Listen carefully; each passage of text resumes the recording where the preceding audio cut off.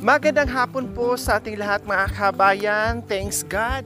Nagpakita ang haring araw. First time ko ngayon mag-vlog mga kabayan na ilang linggo o ilang buwan po mga kabayan na sumabay ang haring araw. Nagpakita na talaga, hindi talaga katulad nung nakaraang linggo po mga kabayan or mga nakaraang buwan, no, na talagang dumudungaw lang siya.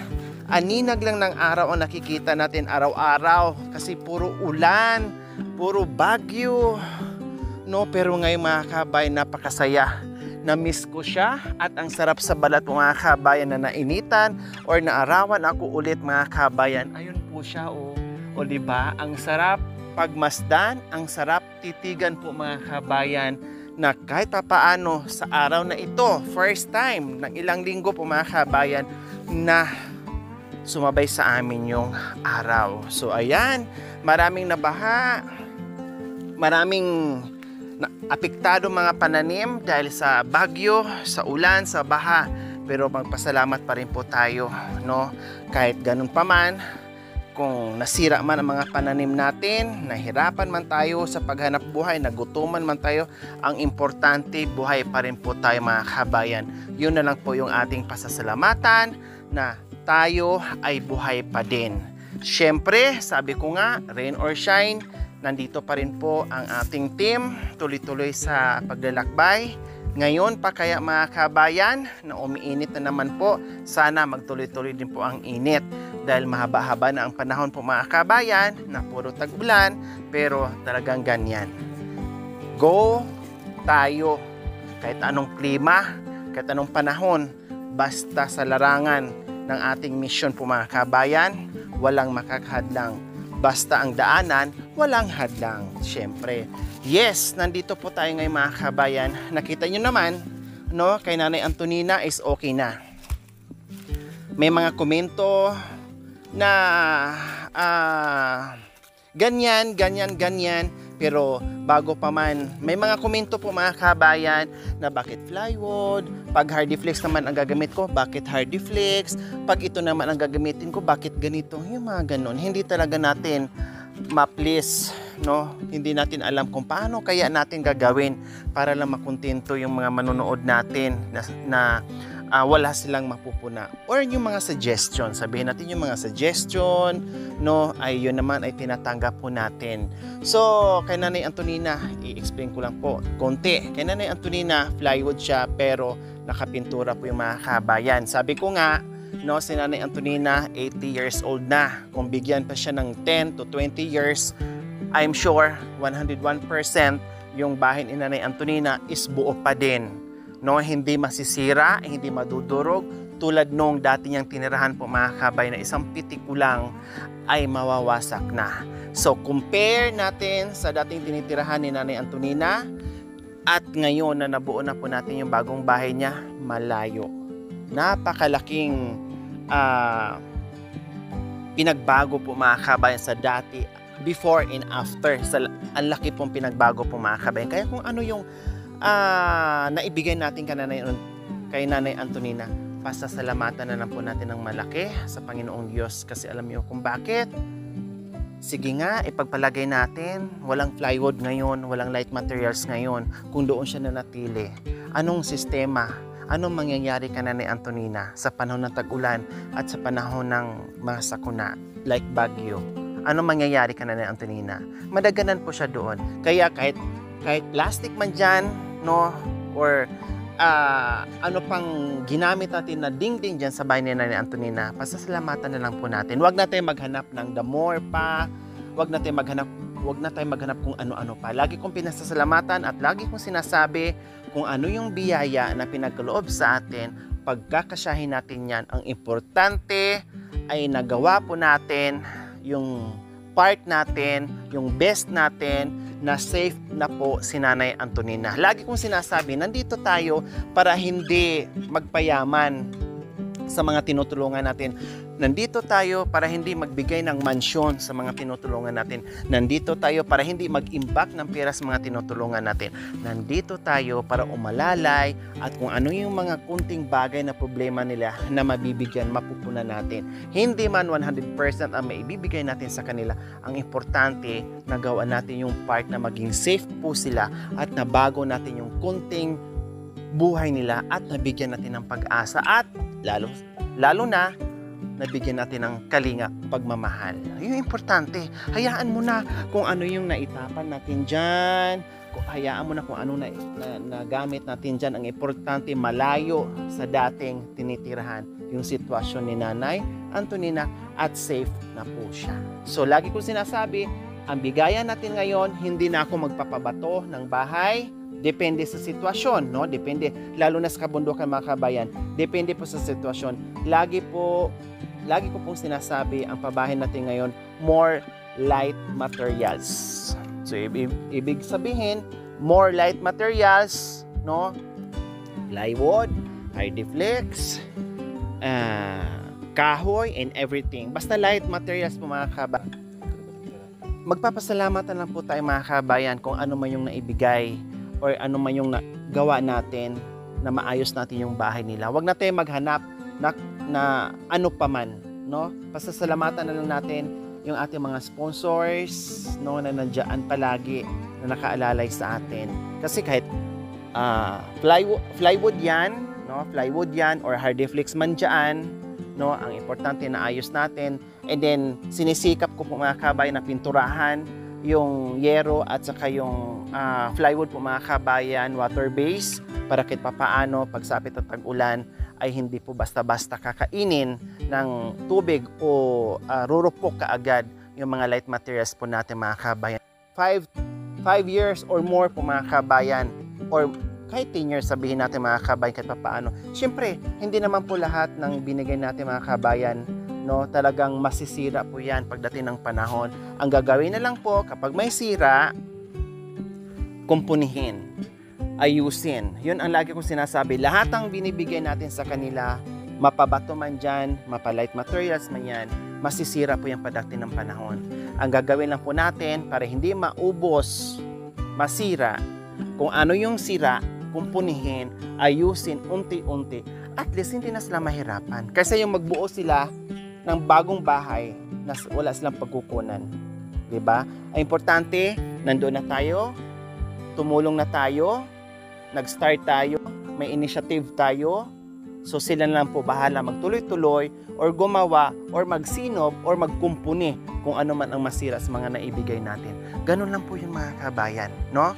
Kung ano yung nabigay natin, wag na nating problemahin, wag na natin stressin, no? Basta tayo nagbigay ng initial or yung initiative natin, binigyan na po natin yung best natin para sa kanila. Okay, so ito po mga kabayan, isa sa puntahan natin ngayon, no? Meron tayong nabigyan na light materials. Sabi ko nga, yung pagbibigyan natin ng light materials po mga kabayan, depende po sa sitwasyon. Like for example, meron tayong nabigyan ng mga bata-bata pa na marunong gumawa ng bahay. Okay, ipaubaya natin sa kanila mga kabayan, kahit matagal nilang matapos yan, basta ang importante magawa nila, no? Kaya nila. Kasi mga kabayan, halimbawa, meron kang 20,000, makabigay ka na ng light materials kasama na ang food doon sa 20,000 po mga kabayan. Kasi lagi kong sinasama yung pagkain dahil syempre habang gumagawa sila sa bahay nila, no, solo nilang gagawin po mga kabayan, swerte na lang nila kung merong tutulong sa kanila. Wala silang trabaho, nagagawa sila sa bahay nila, meron silang pagkain. May pamilya na magugutom, kaya binibigyan ko kaagad ng matik na grocery at bigas po mga kabayan. Para in long run po mga kabayan, hindi sila magugutuman habang gumagawa yung pamilya nila ng bahay kubo nila. Ngayon, ito, isa sa nabigyan natin ng light materials. Tinanong ko bago ako nagbigay, kaya mo bang gumawa ng kubo, bahay? Yes po, kasi ako lang naman ang gumawa nito. Okay, sige. Bigyan kita ng light materials, bahala ka na. Bumuo sa sarili mong bahay. Pero yung iba po mga kabayan, Like Nanay Antonina, syempre matanda na. Walang choice. No? Kaya lalaki na naman ang expenses natin kapag magbitbit ako ng mga karpintero, no? Plus pagkain, natural. Wala nang murang bilihin ngayon mga kabayan. Lahat na nagtataasan. Panty na lang bumababa ngayon mga kabayan. No? Na libre pa at mura pa mga kabayan. No? Ngayon, wala ka na mabibili sa panahon na ngayon mga kabayan. Sa pagkain, materials, and everything in other expenses po mga kabayan. Kaya yung ating pagbibigay ng light materials at pagpapabahay, nakadepende pa rin, lagi kong sinasabi, nakadepende pa rin sa distance, sa layo, no? Sa distance po mga kabayan, sa sitwasyon at sa pamilya, no? Doon nakadepende yung ating expenses. Hindi pa rin tayo nakafix doon sa 15, sa 20, no? Like Nanay Antonina, ang laki ng inabot mo mga kabayan, no? Pero ganun pa man ay nagawa natin ng paraan. Okay, so puntahan natin ngayon, bisitahin natin ngayon kasi malayo na naman sa naging sitwasyon niya dati mga kabayan, yung kanyang bahay ngayon. Dahil kahit papaano ay nagawaan din po niya ng paraan na mabago niya yung kanyang bahay. Kaya puntahan natin ngayon. Hi Kuya Moy! Magandang hapon. Wow. Ito na po mga kabayan na unti-unti ni Moy yung kanyang bahay. Wow, malaki-laki dito yung tambak Ha, Moy. So ito yung sinasabi ni Kuya Moy mga kabayan. Dito makita ito nung nakaraan. Ito yung sinasabi niya na mag-extend siya. So nagawa na niya mga kabayan. Kasi sabi ko, yung kanyang mga lumang yero pong mga kabayan dito na side, gamit na gamit. Ayan po, gamit na gamit. Ang laki nito mga kabayan, napakalaking space, no? At maluwang sa kanila yung extension na ginawa niya mga kabayan. May tanggapan sa dyan ng bisita. At ito ngayon yung kanyang bahay kubo na. Hi!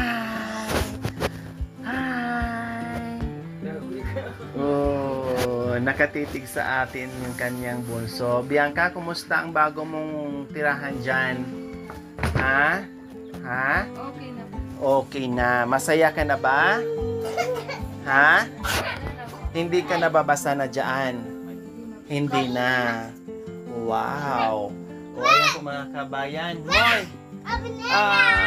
Hindi mo pa nalagyan ng may sobra pang plywood. Bakit hindi mo pa naikabit yung dalawa? Ha? Saan mo ilalagay? Dyan din. So mayroon pa siyang mga kabayan. Kasi, sino kasama nyo dito gumagawa mo eh?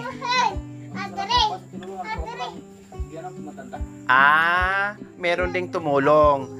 Talagang naunti-unti mo. Kasi po mga kabayan, nung nag-start nito mga kabayan tag-ulan, hindi dire-diretso. Pa-silip-silip din yung, or pabugso-bugso din yung trabaho ni Kuya Moy po mga kabayan. Pero at least na itawid niya. So ngayon nag-extend siya dito, kasama mo yung biyanan mo. Tinulungan ka. Tinulungan si Kuya Moy. So ngayon po mga kabayan, ang sarap sa pakiramdam kasi yung dating natutuklap ko, kahit ganunin ko po mga kabayan sa kuko ko, Diyos ko, kayang-kaya ko pong tuklapin po mga kababayan. At kayang-kaya kong putulin yung mga poste sa bahay ni Kuya Moy noon, no? Noon. At sabi nga ni Kuya Moy, talagang tumutulo na. Talagang tumutulo na. So meron pang natitira na dalawang plywood na buo pa. So dito daw po niya ilalagay mga kabayan, no? Dahil maglalagay pa siya dito siguro ng mga kawayan para pagkakabitan. Kumusta Kuya Mo yung kumusta Kuya Mo yung ulan dito? Malakas po. Mukhang ngayon lang umaraw, no? Opo, ngayon lang po. Ang sarap nga sa pakiramdam mga kabayan. Ako'y tuwang-tuwa nung pagbaba ko ng sasakyan. Pagdating namin dito, sinalubong kami ng ganito, no? Sinalubong kami ng ganito mga kabayan. Kaya sabi ko, wow, ang sarap naman ng panahon ngayon nakikisabay sa atin. So ang kulang nito, may pintuan na yan? Ito ginagawa pa lang po. Ito, meron ng pintuan po mga kabayan. Kaya, huwag po kayo magtaka po mga kabayan ha. Sabi ko nga po kanina, ay si Moy, bago ko binigyan ng light materials, kinausap ko muna siya kung talagang marunong siya gumawa ng bahay. Obviously, marunong naman siya gumawa. Kasi yung dati niyang bahay na luma, na marupok, siya naman ang gumawa. no? Tapos ngayon, nakita niyo naman, magaganda yung kahoy. Saan to galing, Kuya Moy? Sa baba pa lang po. Oh, sa baba. Kasi nga naabutan natin dito sa Kuya Moy na naghahakot ng mga poste ng bahay niya. Pero napansin ko, Kuya Moy, yung poste ng bahay mo. Ano ba to? Poste ba to ng bahay mo or tinanim mo? Poste po yan. Ha? Poste talaga? Or nagtanim ka dito ng ipil-ipil? Ayan, tumubo na mga kabayan, no? Hindi ko alam kung poste to sa bahay ni Kuya Moy or nagtanim siya ng ipil-ipil sa loob ng bahay. No, ibig sabihin, pwede mabuhay to? Mabuhay po yan kung kan. Babalatan yan. Grabe, no? Ibig sabihin, basta ipil-ipil, pag ano mo sa lupa, ibaon mo sa lupa, mabubuhay siya? So, paano to pag nagkasanga-sanga? Alisin na lang po yung sanga. Hayaan mo na, para dagdag tibay. O, di ba? So, ayan po mga kabayan, no? Ang sarap sa pakiramdam. Kahit simpleng bahay kubo po nila mga kabayan na ibigay natin light materials, at least ang laking pinagbago. Hindi man natin sila mabigyan ng magarang bahay, pero nabigyan natin silang safe sa mga bata na hindi na lamigin at hindi na mabasa sa tulo ng ulan dahil sa bahay nila na butas-butas na po mga kabayan. Napaka-peaceful at napakalaking bagay po para sa buhay ni Kuya Moy mga kabayan. Kasi alam naman natin yung padre de pamilya yun ang mag-iisip, no? Kung paano buuhin o magbuo ng bahay po mga kabayan. At least pagod man siya galing sa trabaho, nakikita niya no, pagdating niya dito kahit umuulan, hindi siya problema na tumutulo po mga kabayan. 'Di ba? Na ito na po yung nakikita natin. So siguro sa next balik natin dito mga kabayan, talagang matatapos na to ni Kuya Moy. Anong gagawin mo dito, Kuya Moy? Anong ilalagay mo diyan? Kawayan na lang. Oo, lagyan mo ng upuan dito para pag bisita ko dito ulit, may mauupuan tayo. 'Di ba? Isang mahabang upuan na ganyan. Tapos diyan okay na. Sabi ko mga kabayan, ang importante ma-plywood niya yung loob, yung pinakakwarto dito mga kawayan na para malamig pa din kahit papaano. Meron silang tambayan kasi pag tag-init din po mga kabayan, pag nakayero, siyempre mainit din, 'di ba? Kailangan din nila ng hangin, isanay sila sa malamig mga kabayan. Maraming salamat po talaga sa naging sponsors sa pabahay ni Kuya Moy. Ito na po mga kabayan, pasalamatan po natin sila ulit, no? Dahil syempre highly appreciated po na nakita natin ngayon yung kaibahan sa dating tinitirahan nila at sa ngayon po mga kabayan. Kaya magpapasalamat tayo muli sa sponsors dito kay Kuya Moy and Ate Bianca, Ma'am Philly ng Ordaneta, Ate Cynthia Adonga and Kuya Rocky Adonga from San Diego, California. Salamat po. Naging part po kayo sa pag-asa ng mag-asawang ito na mabigyan po natin ng bagong bahay. Hindi man kagandahan, hindi man mansion, pero tiyak tayo na hindi na sila mababasa dyan sa loob at hindi na lalamigin, lalong-lalo na yung mga bata. Okay, so ngayon Kuya Moy, kumusta ang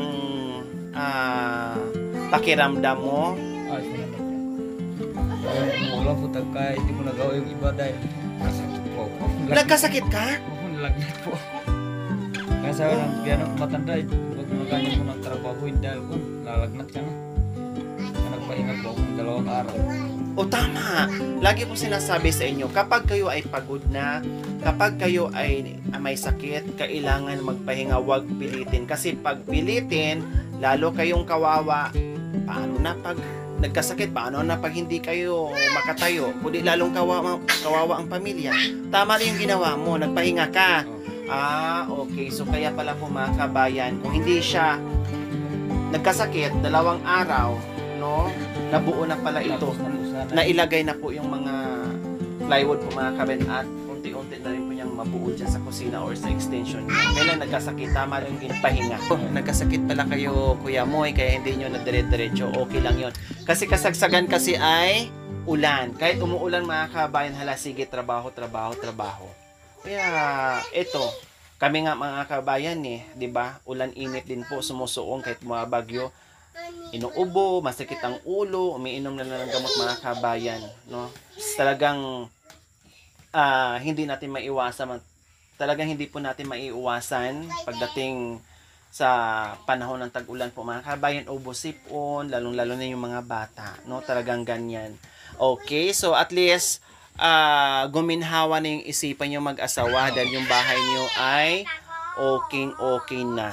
Sige, Kuya Moy, nandito kami, no? Ito yung mga kabayan, sabi ko na para hindi kaagad masira po mga kabayan, no, yung kanilang dingding. So may dala-dala kaming pintura, water-based po mga kabayan. Para sa ganun, tatagal yung plywood at saka makapal naman po yung plywood po mga kabayan, no? Yung yero walang pintura, tama? Oh, nagdala ako. Merong sunny days na kulay, yung light yellow, tapos pang primer, and then para sa bubong, ha? Mag-ano ka muna, halimbawa, mag-primer ka muna dito, puti muna. Then, pag natuyo, patungan mo ng sunny days na kulay, yung ganitong kulay mo yung yellow. Tapos, dito sa bubong, yung blue. Ha? Oh, blue. Yun yung Kuya Moy, ha? Ha, Kuya Moy, yun yung ilagay mo sa yero. Pati ito, ha? Pati ito. At nagdala na rin ako ng bulkasil. Lahat ng butas, kasi hindi talaga maiwasan mga kabayan pag naglagay ka ng yero. Yung butas nito, tumutulo talaga, hindi maiwasan. So, nagbigay na rin ako ng bulkasil, ha, Kuya Moy, para malagyan mo yung mga Kasi, sayang, Kuya Moy, pag hindi mo lagyan ng bulkasil yan, sayang yung yung bagong mga kahoy mo, masisira siya. Okay, so ayan, nandyan na rin, syempre, hindi lang pintura, Kuya Moy, no?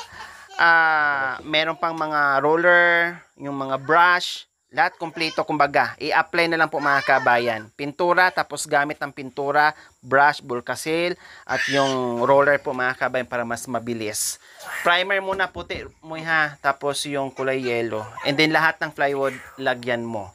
Okay, so ayan. Ito naman po mga kabayan ay galing ito, nakaseparate to na sponsor po mga kabayan, no?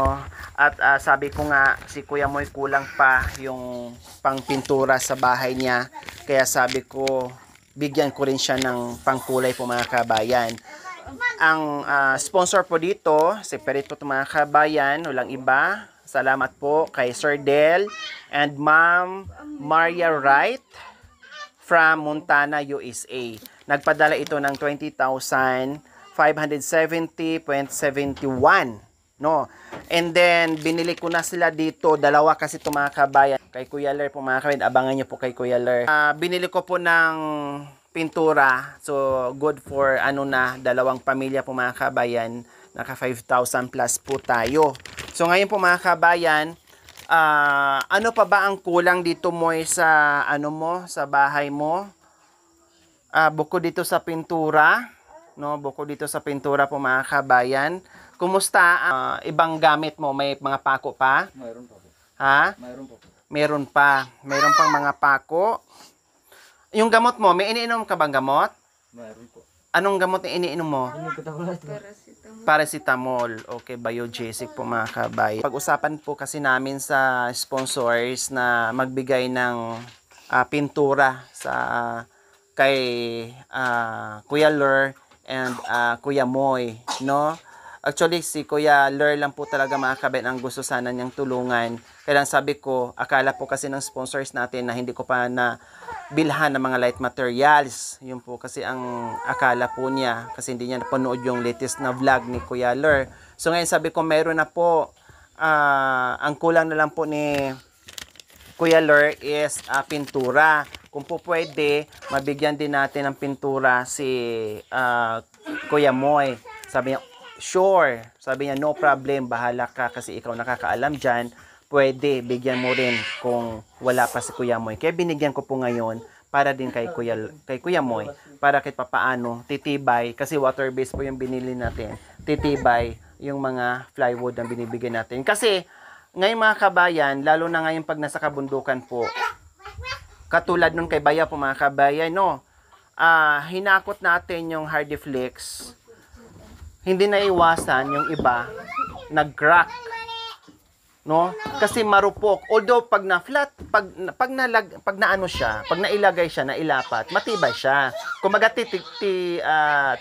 tatagal, no? Pero pag sa biyahe po mga kabay, madali siyang mabali, no? Madali siyang mag-crack kasi may kunting simento siya mga kabayan, no? Ito, lalo na sa kabundukan, di po tayo pwede magbit-bit palagi ng Hardiflex po mga kabayan kasi ang daan napakahirap, no? Baka sa daan pa lang nadurog na lahat ng Hardiflex kasi yung mga dinadaanan natin is rough road. Mga bangin, paakyat, pataas ang ating mga dinadaanan. Baka sa daan pa lang pira-piraso na, maganda pira-piraso na yung Hardiflex po mga kabayan. Ito, kahit nabitawan nyo po mga kabayan, pag kayo ay nadapa dyan sa daan, okay lang. Kahit itapon mo yung ganyan, okay lang. Hindi magka-crack yan, no? Makunat kumbaga, unlike doon sa Hardiflex. Kaya napagpasyahan po namin, lalo na sa kabundukan po mga kabayan na hindi ma-deliver ng maayos na manual ang paghakot, tao ang maghahakot po mga kabayan, plywood para makunat siya.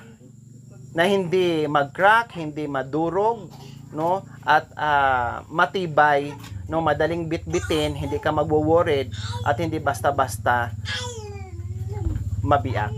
Okay? So yung purpose namin. Kasi sabi ko nga, pupunta tayo sa mga malalayong kabiasnan sa kabundukan, maghahatid tayo ng light materials. Meron nga kami natulungan mga kabayan, no? Na sobrang layo at sobrang hirap ng daan. Napakahirap magbitbit ng materialis doon mga kabayan, no? Kaya lagi kong sinasabi nakadepende tayo sa sitwasyon sa pupuntahan natin kasi hindi po pare-parehas, no? Hindi po pare-parehas. Lalong-lalo na nandito tayo sa kabiasnan ng kabundukan po mga kabayan. Napakahirap. Buti sana kung pagbaba mo sa kalsada, nandyan lang. Ang layo po mga kabayan, no? Mahigit 1 kilometro o ilang oras ang pagbibitbit ng mga materialis para lang makarating doon sa pupuntahan natin na gusto natin pabahayan. Okay, so maraming salamat po muli Sir Del and Ma'am Maria Wright, no, from Montana, USA. Ito na po kay Kuya Moy na ibigay ko na po yung kanyang pintura po mga kabayan. So bahala na rin si Kuya Moy niyan. And kahit matagal niya matapos yung bahay niya, importante na bubunganan niya, na dingdinganan niya, yung iba dyan na tiwangwang pa mga kabayan, unti-untiin niya. No, unti-untiin niya. Bahala na. May pagkain pa, Kuya Moy? Baka naman nagkasakit kayo dahil sobrang tinitipid niyo yung bigas. Yung bigas mga kabayan, o parang yung isa naubos na. Yung isa, ayan, may bawas, kunting bawas pa lang. Huwag tipirin. Lagi kong sinasabi, pag nagtatrabaho, kumain ng maayos. Oh. Nagsasaing ka naman, kumakain ka naman. Ha? Opo. Kala ko. Maraming kinakain dito. Ha? Marami. Ikaw lang ang malakas kumain? O syempre nagtatrabaho ka kasi. Kung sino yung nagtatrabaho at mabigat pa yung ginagawa mo, syempre bawiin mo sa pagkain para hindi magutom. So ayan, ito lang naman ang kulang kay Kuya Moy, no? Ito lang naman kulang kay Kuya Moy. May mga pako naman Kuya Moy, no? Maraming pako kasi tagi-isang kilo yan sila lahat, hindi basta sa maubos na ay matapos na ni Kuya Moy yan yung bahay niya, pero hindi pa maubos yung mga pako na binili po natin sa kanila. So, ayan po ang i-add din po namin mga kabayan sa mga binibigay natin kasi syempre kung ano pa yung pwedeng i-add natin like martilyo, no, lagari, yan ang mga idadagdag natin sa susunod. Kasi yung iba nangihiram sa kapitbahay ng martilyo, nangihiram ng lagari sa kapitbahay para na makabuo ng bahay. Buti na si Kuya may kahit paano may mga gamit din sila, pati si Kuya Ler.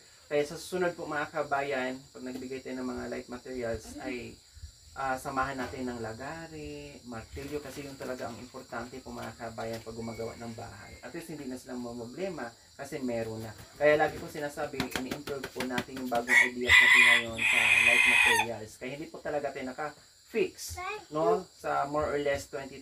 Kasi nga, syempre, tinitinan pa natin kung ano pang pwede natin i-add para kahit papaano mapaganda pa natin yung ating ginagawa doon sa bagong ideas po natin.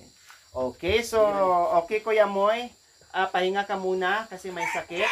no? At saka ka na lang gagawa ulit pag okay ka na, ha? Huwag pilitin gumawa kapag meron pang naramdaman, no? Saka na lang pag okay ka na, yung totally full recovery na talaga para hindi ka mabinat, ha? Amoy, pangbili mo ng kape. Pang kape-kape, pangbili mo ng kape. Para hindi na muna mamuso. Thank you for watching. Don't forget to like, share, and subscribe.